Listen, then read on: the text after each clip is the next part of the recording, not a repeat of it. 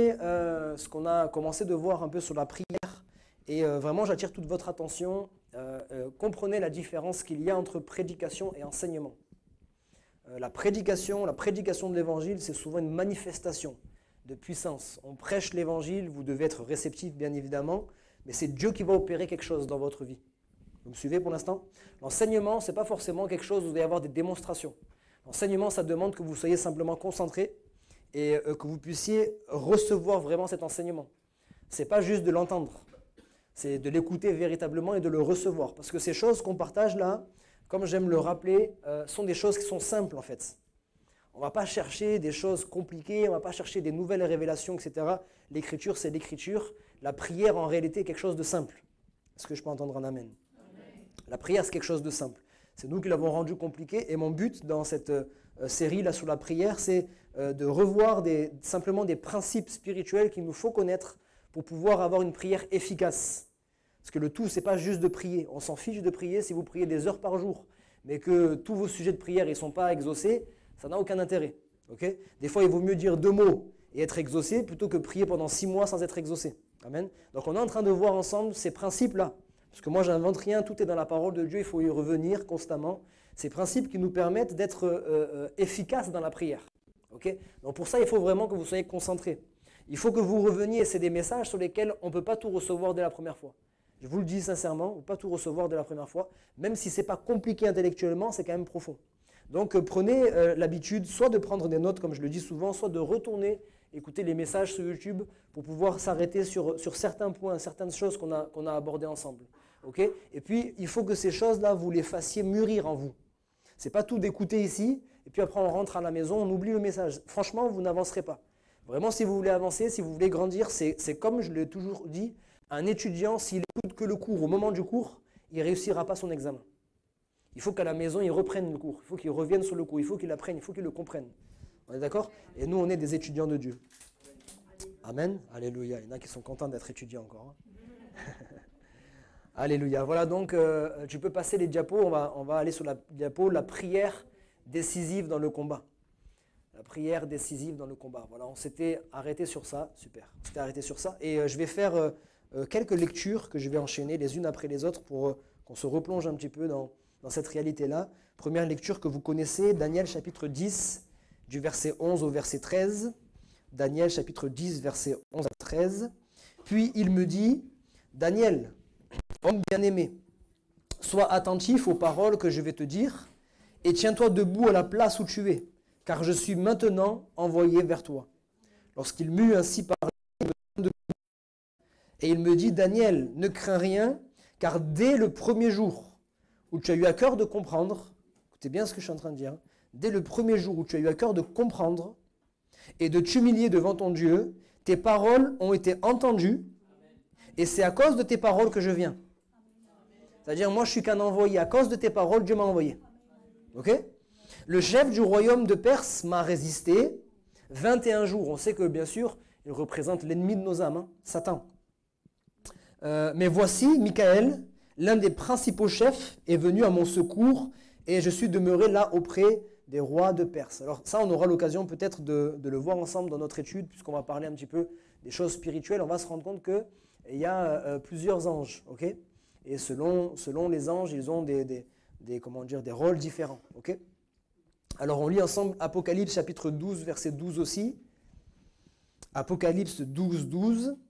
C'est pourquoi réjouissez-vous, cieux, et vous qui habitez dans les cieux, malheur à la terre et à la mer. Car le diable est descendu vers vous, animé d'une grande colère, sachant qu'il a peu de temps. Même si ce n'est pas un verset qui est plaisant à nos oreilles, c'est peut-être même pire que le bruit strident qu'on va entendre là. Je vais le relire quand même parce qu'il est important. Malheur à la terre et à la mer. Car le diable est descendu vers vous, animé d'une grande colère, sachant qu'il a peu de temps. Souvent, les choses que nous ne savons pas, lui, il le sait. Hein.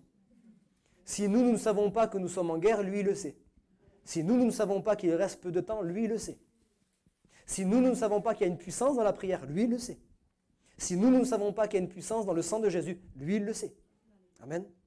Jean chapitre 10, versets 10 et 11, ce sont que des versets que vous connaissez, mais je les cite à nouveau pour appuyer ce que je vais ensuite partager. Le voleur ne vient que pour dérober, égorger et détruire. Moi, Jésus, je suis venu afin que les brebis aient la vie et qu'elles soient dans l'abondance. Je suis le bon berger donne sa vie pour ses brebis. Et puis un dernier passage, puisqu'il est dit que le voleur est venu pour dérober, égorger et détruire. La réponse à cela, c'est 1 Jean chapitre 3, verset 8. Celui qui pêche est du diable, car le diable pêche dès le commencement. Le Fils de Dieu apparut afin de détruire les œuvres du diable. Et ce n'est pas qu'il va le faire, c'est qu'il l'a déjà fait. Amen. Alors je disais la semaine dernière, on s'est quitté sur ça, je vous disais que la prière, je ne parle pas de la prière ensemble lorsqu'on sent qu'il y a le feu, ça crie, c'est fort et tout ça, c'est bien ces moments-là, là on est visité. Je parle même de la prière simple qui est faite dans ta chambre, où il n'y a personne qui le sait, c'est fait dans le secret, il n'y a pas de cri, il n'y a rien du tout. La prière prend part dans un combat. La prière prend part à un conflit qui existe depuis, je dirais, la chute d'Adam. La prière prend part à ce conflit, et ce conflit, il a pour but la terre. Écoutez bien ce que je suis en train de vous dire, parce que c'est très simple, mais c'est important. Le conflit qu'il y a entre les ténèbres et la lumière a pour but la terre. Parce qu'en fait, comprenez bien ceci, le sort de Satan et de ses démons, il est déjà fixé. Il n'y a plus de combat à ce niveau-là. Comprenez bien ceci. Il le sait, il est condamné à l'enfer éternel. Il n'y a pas de combat à ce niveau-là. Le combat, il a pour but la terre. Et l'objectif de ce combat, c'est de savoir qui régnera sur cette terre. Ok ? Vous savez que Dieu, à la création, a donné toute autorité à qui ? À Adam et Ève. Il leur a donné l'autorité sur la création, sur les animaux, etc. etc. Ok ? Adam et Ève étaient créés à l'image de Dieu. Amen. Mais le serpent qui avait été précipité, celui qui avait été déchu, Satan, est venu pour tenter Ève. Ève a pris du fruit qui était défendu, elle en a donné à Adam, qui en a mangé aussi. Et à partir de là, le péché est entré. Et il y a eu une séparation entre Dieu et l'homme. Ils se sont cachés derrière une feuille de figue, ils se sont cachés derrière un arbre, etc. Le Seigneur est venu, il a rétabli toutes choses. Ok ? Et puis, il les a chassés du jardin d'Éden. À partir du moment où Adam et Ève ont désobéi, il y a eu en même temps un acte de désobéissance et un acte d'obéissance. Vous comprenez bien ce que je suis en train de vous dire. Ils ont désobéi à Dieu d'une part, mais ils ont obéi à Satan d'autre part. Ça veut dire qu'en obéissant à Satan, il y a eu un transfert d'autorité. Depuis ce jour, nous savons que chaque homme, chaque femme qui naît sur cette terre, que ce soit en Afrique, en Asie, en 1800 quelque chose, en 2000 ou en 1500 avant Jésus-Christ, tout homme et toute femme est né avec une nature pécheresse. Comme il y a une nature pécheresse, Satan arrive à régner dans la vie de ceux qui sont dans le péché.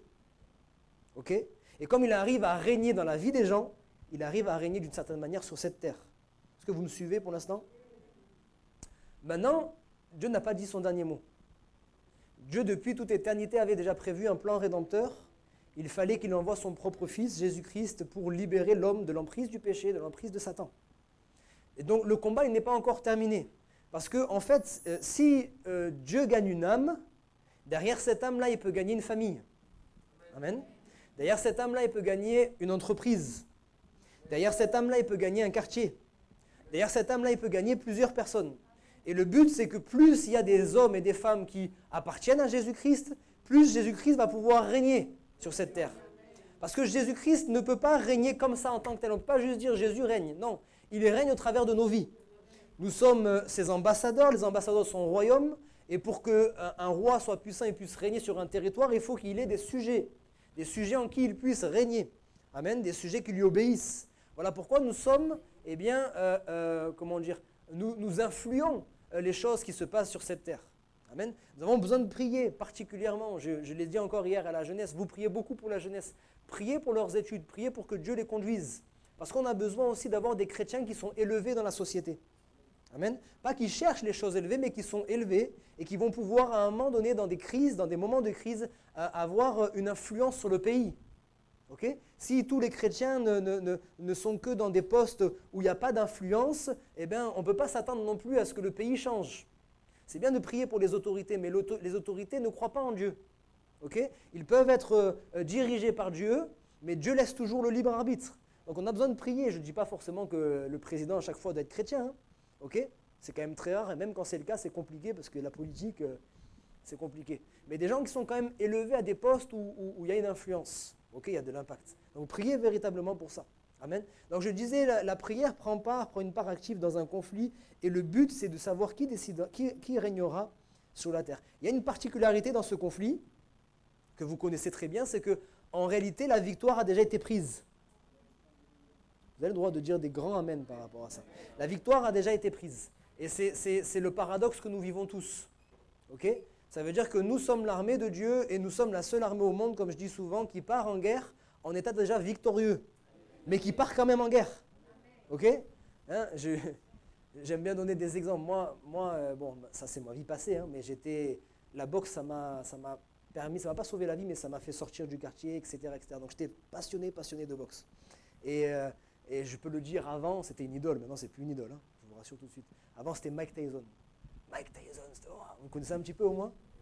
Mike Tyson, en fait, Mike Tyson, franchement, je ne vais pas faire un cours de boxe, mais il était largement au-dessus de tous les autres. S'il y en a un qui n'est pas d'accord, vous quittez cette salle maintenant. Ah, je rigole. On a le droit d'avoir de l'humour. Hein.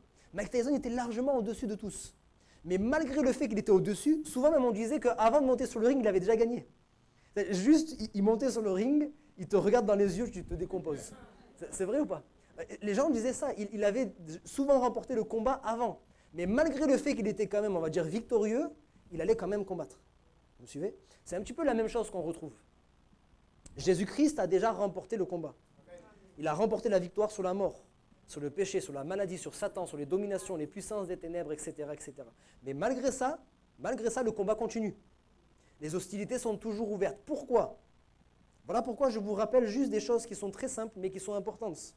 Parce que ces choses-là, une fois qu'on les a saisies, qu'on les a bien comprises, on va pouvoir influencer dans ce monde. Okay?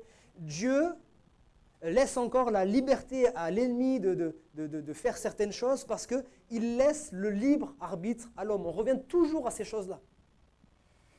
Il laisse le libre arbitre à l'homme. Il pourrait faire en sorte, comme certains rois l'ont fait, on parle de royaume, il pourrait assujettir les gens et leur imposer sa manière de voir. C'est ce qu'a fait par exemple Alexandre le Grand. Okay, quand il est arrivé, je vous avais parlé de ces choses dernièrement, de l'hellénisme. Il a imposé la culture grecque, il a imposé la langue grecque, il a tout imposé. Partout où il allait dans un territoire, il imposait sa manière de faire. Sauf qu'il n'avait pas vraiment un royaume qui aimait son roi. Il y avait des gens qui étaient obligés, qui étaient vaincus, et c'était comme ça. Dieu ne veut pas opérer comme ça. Vous me suivez bien? Dieu peut imposer ce qu'il désire. Mais il ne veut pas faire des robots. Il ne veut pas faire des gens qui sont soumis, qui sont contraints de croire en lui. Il veut venir frapper à la porte de chacun. Amen. Et c'est ce qui fait la différence. Je parlais dernièrement, je ne citerai pas la religion, mais je pense que vous ferez rapidement le lien. Je ne cite pas, mais on me disait, ouais, mais telle religion, là, c'est hallucinant, comme ils sont nombreux, et comment ils gagnent des gens, etc. etc. Et j'ai dit, mais c'est normal. Cette religion, elle s'impose. Par filiation déjà, quand tu es né dans cette famille, tu es comme ça. Tu es dans une famille un tel, tu es un tel. Et puis elle s'impose dans certains pays par l'épée. Elle s'impose par la crainte. C'est-à-dire qu'il n'y a aucune retenue. On arrive, on dit, je partage ma foi. Alors que nous, on est là, on ne veut pas imposer. On veut essayer de partager les choses simplement. Et c'est ce qui fait que des fois, on a du mal à trouver des occasions parce qu'on ne veut pas s'imposer comme ça. Vous voyez ce que je veux dire? Et l'évangile, c'est là toute la difficulté. C'est que quand vous témoignez à quelqu'un, vous ne pouvez pas lui frapper sur la tête avec la Bible. Hein. Vous y allez tout doucement, vous y allez et vous essayez de trouver les bonnes paroles pour que la personne, elle l'accepte d'elle-même. C'est là toute l'importance d'un chrétien qui prie. Parce que quand un chrétien prie, il s'unit à Dieu et Dieu peut multiplier les occasions. Amen. Dieu ne forcera pas plus, mais il va multiplier les occasions pour que cette personne qui ne croit pas encore en lui puisse le rencontrer. Et plus je me tiens dans sa présence, plus il va multiplier les occasions, plus il va m'utiliser aussi. Amen. Il ne faut pas attendre que vous allez vous lever un matin et vous priez jamais, vous prenez jamais de temps avec le Seigneur, vous vous levez un matin, vous allez avoir une parole de connaissance ou vous allez prier pour un malade dans la rue. Hein, ça n'arrivera pas, je vous le dis tout de suite. Hein. C'est bien de croire au miracle, mais Dieu n'opère pas comme ça. Ça va arriver parce que vous vous tenez dans sa présence. Chaque jour, vous vous tenez dans sa présence. Avant de commencer la journée, vous commencez par la prière. Et quand vous sortez, vous êtes déjà rempli du Saint-Esprit. Et comme vous êtes rempli du Saint-Esprit, là, Dieu peut vous utiliser, même d'une manière très simple, avec une simple parole au travail, etc. etc. Okay, donc on a besoin de comprendre ça, c'est qu'il y a cette particularité, la victoire décisive a été remportée, je cite, vous connaissez Colossiens 2,15, il a dépouillé les dominations et les autorités, il les a livrées publiquement en spectacle, en triomphant d'elles par la croix. Il l'a fait, mais les hostilités n'ont pas cessé, parce que le Seigneur veut vraiment gagner les cœurs par amour. Dans ce combat dont je vous parle, il y a les chrétiens qui doivent prendre part à ce combat. Je dis qu'ils doivent prendre parce que là encore, Dieu ne nous impose pas. On peut vivre notre vie chrétienne. Excusez-moi, j'essaie d'employer des mots un peu forts, mais pour que ça nous réveille. On peut vivre des vies chrétiennes misérables. Vie chrétienne misérable. On est sauvé parce que le salut, en fait, on n'a aucun effort à faire. On revient sur ça. Le salut, c'est par grâce. J'ai accepté Jésus-Christ comme mon sauveur et mon Seigneur. Je crois qu'il est le maître. Je crois qu'il est venu sur cette terre, qu'il a donné sa vie, etc. Je suis sauvé. Je suis sauvé, il n'y a pas de souci. Mais ma vie chrétienne, elle est misérable parce que je vis comme tous les autres. La seule différence, c'est que je vais à l'église et que quand je vais mal, je peux prier, mais c'est souvent même pas efficace, etc. etc. Je dis pas que c'est notre cas, mais c'est une possibilité. Je chante des cantiques, je vais à l'église, etc. Mais sinon, dans le concret, dans la pratique du quotidien, ma vie ne diffère en rien de la vie des autres. Je suis exactement comme tous les autres. Excusez-moi l'expression, je galère face à mes difficultés. Je suis là, je ne trouve pas de solution à mes problèmes, etc., etc. parce que j'ai que cru en Jésus-Christ comme mon Sauveur et mon Seigneur, et ça s'est arrêté là. Mais quand je deviens un homme ou une femme de prière, les choses changent. Et Dieu cherche, il l'a toujours dit, je cherche un homme, je cherche une femme. Bien sûr, il en veut plusieurs. Mais il dit, j'en cherche un. En fait, il est en train de nous interpeller par cette parole. C'est comme quand le Seigneur dit, mais le Fils de l'homme viendra et est-ce qu'il trouvera la foi sur la terre? S'il pose la question, c'est pour nous interpeller, pour dire, c'est pas parce qu'il y aura des milliers d'églises, il y aura des milliers d'églises qui seront remplies, peut-être que la vraie foi, je ne la trouverai pas. Plaise à Dieu qu'il la trouve en nous. Amen. Donc, il y a vraiment cette réalité-là. Et donc, il y a les chrétiens qui prennent part à ce combat, mais il y a aussi des milliers d'esprits, des myriades et des myriades. Et ça, c'est sur ça que je vais insister un peu plus pendant une période. Je vous ai dit qu'on allait parler un petit peu du monde spirituel et tout ça, parce que là encore, c'est une réalité, mais il y a des réalités qui ne se manifestent qu'à partir du moment où on en prend conscience. Et ça, c'est là où j'ai besoin que vous vous concentriez vraiment, parce que souvent on croit que la vie chrétienne, c'est de la magie. On vient, on entend un message et puis les choses vont changer. Votre vie, elle ne changera pas parce que vous avez entendu une prédication. Votre vie a changé parce que vous allez comprendre certaines choses et vous allez les mettre en pratique dans votre vie. Hier, je parlais aux jeunes de l'autorité de Jésus. Le simple fait que, regardez, Jésus-Christ, Fils de Dieu. Amen.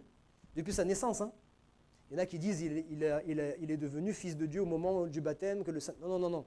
Jésus-Christ, Fils de Dieu depuis sa naissance. Ok. À l'âge de 12 ans, déjà, quand il parlait avec les docteurs de la loi, ils étaient confondus devant lui. Okay. Mais malgré tout ça, il a vécu jusqu'à 30 ans, il ne se passait rien. Quand il allait dans la synagogue, les malades n'étaient pas guéris. Quand il allait dans la rue, les démons ne criaient pas, etc. Il ne se passait rien. Jésus-Christ, Fils de Dieu, mais il ne se passait rien. Il a reçu le Saint-Esprit. À quel moment? Jean le Baptiste l'a baptisé. Il a reçu l'Esprit, et même Luc chapitre 4 nous donne plus de précision. Il dit d'abord rempli du Saint-Esprit, et puis après Luc 4 verset 14, revêtu de la puissance du Saint-Esprit. Et là, les choses changent. Je disais hier qu'il est arrivé dans un endroit, il n'avait pas besoin de faire des salam alek, etc. Il est arrivé dans un endroit et les démons commençaient à trembler. Parce qu'ils savaient déjà qu'en fait c'est fini pour eux. En fait. Le simple fait que Jésus vienne, ils savent déjà que c'est terminé. Il n'y a même pas de combat en fait. Ils sont obligés de dire, est-ce que tu es venu pour nous tourmenter avant l'heure, etc., etc. Même lorsqu'il y avait les 2000 démons je dis souvent 2000 parce qu'il y en avait au moins 2000, dans celui qui avait la légion, il est arrivé, Jésus, la Bible nous dit, il a mis un pied sur le territoire de Gadara, et là ils ont commencé déjà à paniquer. L'autorité face à la tempête, on en a parlé, l'autorité face à la maladie, dans la belle-mère de Pierre, avec la belle-mère de Pierre, la Bible dit, il menaça la fièvre. Il n'est pas en train de prier il menace la fièvre. Quitte maintenant ce corps. Il y a une telle autorité que la fièvre, à l'instant même, il n'y a pas de discussion, à l'instant même pas. Et je disais aux jeunes, et comprenez ça aussi vous, c'est que l'autorité, il a fallu que je le répète 2 fois pour qu'ils comprennent, mais je vais le répéter aussi 2 fois. L'autorité ne se manifeste pas quand on l'a, mais l'autorité se manifeste quand on sait qu'on l'a. Je répète. L'autorité ne se manifeste pas quand on l'a, mais l'autorité, elle se manifeste quand on sait qu'on l'a. Et je leur ai donné ce simple exemple. En tant que parent, on a automatiquement une autorité. Il n'y a pas besoin d'aller lire des livres, normalement. Il n'y a pas besoin d'aller acheter au supermarché de l'autorité et puis boire ça, des potions.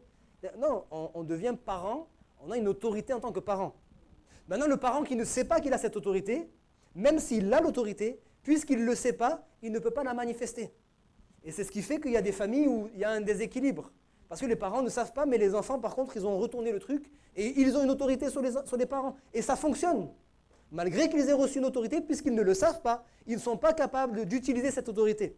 Et en tant que chrétien, c'est la même chose. Quand vous recevez Christ dans votre vie, ce n'est pas quelque chose qui se fait par échelon, ce n'est pas quelque chose qui se fait avec les années de conversion, etc. Quand vous recevez Christ dans votre vie, quand vous recevrez en plus de ça le Saint-Esprit, vous avez une autorité spirituelle. Et cette autorité spirituelle ne peut fonctionner qu'à partir du moment où vous avez conscience de cette autorité. Je vous ai aussi souvent donné cet exemple que je reprends ce matin parce que ces exemples-là vont vous aider, je pense. Quelqu'un vient sur le carrefour, je ne sais pas moi, là-bas, juste avant d'arriver sur l'Ariane, c'est la galère ce carrefour. Hein. Ça arrive dans tous les sens, ça part de la gauche pour aller à droite, de la droite pour la gauche, vous avez vu, c'est un peu dangereux. Et il y a un policier qui vient, et qui est policier, hein. Il est policier, donc il a une autorité, mais il n'a pas la tenue. Il vient en civil, il se met au milieu du boulevard, et puis dit, toi tu vas là-bas, toi tu vas à gauche, toi tu vas... Personne ne va l'écouter. Oui ou non? Et on va même le klaxonner, dire, mais toi t'es fou, toi. Oui ou non? La même personne, sans rien de plus, juste le vêtement, dès qu'il y a le vêtement, déjà à 100 mètres, vous commencez à ralentir. Vous n'avez rien à vous reprocher, mais vous réfléchissez. Il n'y a pas de problème, j'espère. Ça vous arrive ou pas? On regarde la vitesse, le truc, tac, tac, c'est bon. Hein, j'ai la ceinture et tout. Sa simple présence, ça crée tout de suite quelque chose. Ok? Mais pourtant, cet homme-là, il n'est pas puissant, il n'a rien. L'autorité qu'il a reçue, il l'a reçue de l'État. En fait, cet homme-là, excusez-moi, mais il ne peut rien faire contre vous. Si vous décidez de passer, vous passez, physiquement, il ne peut rien faire. Mais vous savez que si vous lui désobéissez à lui, vous désobéissez à celui qui le représente, l'État. Amen. Donc spirituellement, c'est la même chose. Quand vous êtes baptisé du Saint-Esprit, vous avez reçu ce revêtement. Ça veut dire que les démons, quand ils vous voient, tout de suite, ils tremblent. Est-ce que vous me suivez bien? Les démons, quand ils vous voient, vous avez reçu un revêtement de puissance. Ça, il faut qu'on comprenne, on va en parler. Et nous, on manque beaucoup de discernement. On doit rechercher le discernement des esprits. Mais vous savez, quand dans le monde occulte, eux, ils voient beaucoup de choses. Beaucoup de choses que nous, on ne voit pas. C'est ce qui fait que des fois, tu peux te retrouver dans le bus, tu t'assois tranquille, tu es en train de chanter des cantiques et tout ça, et puis la personne qui est à côté de toi, depuis que tu t'es assis, je dis, mais qu'est-ce qu'il a? Il s'est mal réveillé ou quoi, lui, aujourd'hui? L'autre, il est en face et te regarde de travers. Je dis, mais qu'est-ce qui se passe? Mais en fait, vous ne vous rendez pas compte. C'est que peut-être cette personne-là, elle pratique des choses occultes, et elle est en train de voir spirituellement qu'il y a une puissance en toi, et la personne, elle est dérangée, elle est mal. Vous voyez ce que je veux dire? Ça, c'est juste des exemples comme ça. Parce que vous avez reçu un revêtement. Maintenant, si vous l'avez le revêtement, mais que vous n'êtes pas conscient que vous l'avez, vous allez vous comporter... Je reprends le policier, s'il est tout penaud comme ça. Vous n'allez même pas l'écouter. Oh, lui, il n'a rien compris. Est-ce que c'est un vrai policier, d'ailleurs? Okay? Mais s'il est là, juste comme ça, il ne parle même pas, il donne des ordres comme ça. Toi, tu vas suivre. Spirituellement, c'est pareil. Face aux démons, les démons savent. Hein. Vous vous souvenez de ce passage? Je sortis de mon message, mais c'est pas grave. Ce passage où il y a sept gens, là, 7 personnes qui voulaient chasser les démons. Ils ont entendu la formule magique, là. Ils ont vu Paul, au nom de Jésus sort, au nom de Jésus. Oh, c'est merveilleux, extraordinaire. Alors il dit, allez, on va essayer nous aussi. Au nom de Jésus que Paul prêche, sort. Ils ont dit quoi les démons? Ils ont dit, on sait qui est Jésus, on connaît Paul, mais vous, on ne vous connaît pas, vous. Et, vous comprenez? Et on sait qui est Jésus, c'est logique. Ils ont quand même rajouté, on connaît Paul. Est-ce que vous vous rendez compte? C'est pas forcé que ces gens-là, ce démoniaque, il ait déjà rencontré Paul. C'est juste que dans le monde spirituel, on sait. Encore un exemple pour que vous compreniez. Quand on arrive dans l'armée, on ne connaît pas tout le régiment. Ok? Il y a un régiment, il y a peut-être 50 personnes, 50 militaires, ou peut-être plus encore, 100 personnes. On ne connaît pas tout le monde. Par contre, on les reconnaît comment? Il y a des grades, il y a des insignes, etc., etc. Ça veut dire que dès que la personne elle arrive, même si je ne la connais pas, je connais son autorité. Vous voyez ce que je veux dire? Et spirituellement, c'est pareil. On ne peut pas jouer avec les démons. Vous savez ça? On ne joue pas avec les démons. Les démons, ils savent. Ils savent si tu sais. Si tu ne sais pas, ne fais pas. Hein? ne faut pas faire des formules magiques. Ah, j'ai entendu dire que quand on prie au nom de Jésus, les démons sont... Non, non, non. Ce n'est pas quand on prie, quand on fait la récitation de la formule magique. Hein. Pas plus que c'est pas parce que je récite par tes meurtrissures, Jésus-Christ, j'ai la guérison. Tu peux le réciter 100 fois. Hein. En anglais, en espagnol, en russe, en tout ce que tu veux, ça ne changera rien. Mais par contre, tu peux le dire simplement une fois dans ton cœur. Tu le crois dans ton cœur. Par tes meurtrissures, Jésus-Christ, j'ai la guérison. Amen.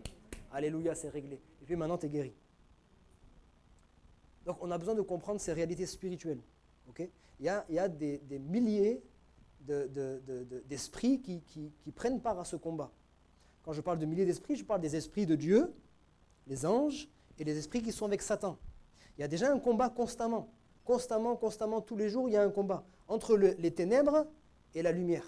Okay? Et nous, on n'est pas là pour faire la publicité de Satan, mais j'ai déjà éveillé votre attention sur une chose la semaine dernière, c'est que je vous ai dit que nous, on est nouveaux dans ce combat. Satan, lui, ça fait des milliers d'années qu'il est sur cette terre et qu'il a une expérience quand même du terrain, qu'il a une expérience du combat. Les démons qui ont pris possession de certains corps ont été expulsés des centaines et des milliers de fois. Est-ce que vous me suivez par rapport à ça? Donc, qu'on le veuille ou non, même si on ne veut pas faire la publicité de Satan, parce que rien n'empêche que Jésus-Christ est vainqueur, amen, mais ça n'enlève pas le fait que notre adversaire, le diable, il est expérimenté. Il est rusé. Il est déterminé. Il descend vers nous animé d'une grande colère. Il est déterminé. Il est persévérant. Ce n'est pas parce qu'il a été vaincu que ça y est, il bat en retraite. Il bat en retraite très difficilement. S'il bat en retraite, la Bible dit, vous savez ce qui s'est passé avec Jésus? Il lui a résisté pendant 40 jours. Et la Bible dit, le diable s'est enfui, cherchant ou attendant une occasion favorable. Ça veut dire quand il bat en retraite, ce n'est pas définitif. Comprenez bien ceci. Vous n'aurez jamais la victoire définitive et complète. Ça y est, maintenant, j'attends que le Seigneur vienne me chercher, je vais vivre ma vie chrétienne tranquille. Non, toute votre vie. Et plus vous allez remporter des victoires, plus vous allez devoir combattre. On va en parler de ça. Maintenant, l'ennemi, même s'il sait qu'il est vaincu, il ne va pas lâcher prise si facilement. Et vous allez dire, il donne beaucoup d'exemples. Mais ces exemples-là, ça vous aide. Je ne fais pas de politique, mais vous avez vu ce qui s'est passé aux États-Unis, les dernières élections présidentielles. On ne fait pas de politique, mais Trump, il a été vaincu, oui ou non? Et vous avez vu comment il a fait? Même s'il était vaincu, il dit, je reste là. Il a joué le bluff. Bon, à un certain moment, il ne pouvait pas aller plus loin, mais il dit non, moi, il est vaincu, c'est clair et net, les votes sont là, il n'y a pas à discuter. Tu as été vaincu. Moi, je ne suis pas de politique, je ne suis pas pour ou contre, mais tu as été vaincu. C'est bon, tu dois laisser la place. Mais malgré le fait qu'officiellement, il a été vaincu, il a dit non, moi, je reste là. Vous comprenez encore? Ça vous montre que même quand on est vaincu, on peut continuer à faire le bluff. Pharaon a été vaincu. Il a lâché prise, il a dit c'est bon, je laisse le peuple, mais c'est comme si encore là, il fallait jusqu'au dernier moment. Il va jouer ses dernières cartes. Et là, vous savez, le peuple hébreu, ils ont dû vraiment avoir peur. Hein. Aucune échappatoire. C'est-à-dire, on a deux solutions là, si on ne prend pas en compte le fait que Dieu intervienne. Soit ils arrivent, ils nous tuent tous, parce qu'ils sont pleins de rage, soit ils arrivent et ils nous ramènent en Égypte, et à mon avis, là, ils vont être encore plus sévères. Donc c'est foutu en fait pour nous. À droite, à gauche, les montagnes, derrière l'armée, devant la mer, c'est bon, c'est fichu. Mais même quand c'est terminé, le diable, il va encore jouer ses dernières cartes, parce qu'il veut t'intimider. Si à ce moment-là, regardez ce qui s'est passé. Parce qu'on connaît ces passages, mais il faut tirer les exemples. Il faut comprendre ce qui s'est passé. Si à ce moment-là, il baisse les bras, la situation change. Si à ce moment-là, ils baissent les bras, leur destinée change. Si à ce moment-là, même Moïse, il se laisse décourager par le peuple, il dit c'est bon, on se rend. À ce moment-là, tout change. Ce n'est pas Dieu qui va forcer la mer à se diviser. La mer s'est divisée quand? Comme ça, par magie? La mer s'est divisée quand Moïse, il a eu la foi, il a mis les pieds dans l'eau, il a planté le bateau. Est-ce que vous me suivez? Ça veut dire qu'il y a des situations dans lesquelles Dieu va vous faire sortir que si vous croyez. Et le diable, même s'il est déjà vaincu, c'est-à-dire là, c'était déjà réglé, c'était fini pour lui. Mais il s'est dit, c'est ma dernière chance, et ma dernière chance, si j'arrive à les bluffer, si j'arrive à lui faire peur, si j'arrive à les faire craindre, si j'arrive à les mettre dans l'incrédulité, je vais réussir à reprendre le pouvoir sur eux. Vous avez compris? Et spirituellement, c'est ce que le diable fait. Spirituellement, le diable opère toujours comme ça. Même quand vous avez remporté la victoire, je vais terminer sur ça pour être très simple ce matin, même quand vous remportez une victoire, ce n'est pas terminé parce que premièrement, il faudra en remporter une autre. Ce ne sera pas terminé, il y a d'autres terrains à conquérir.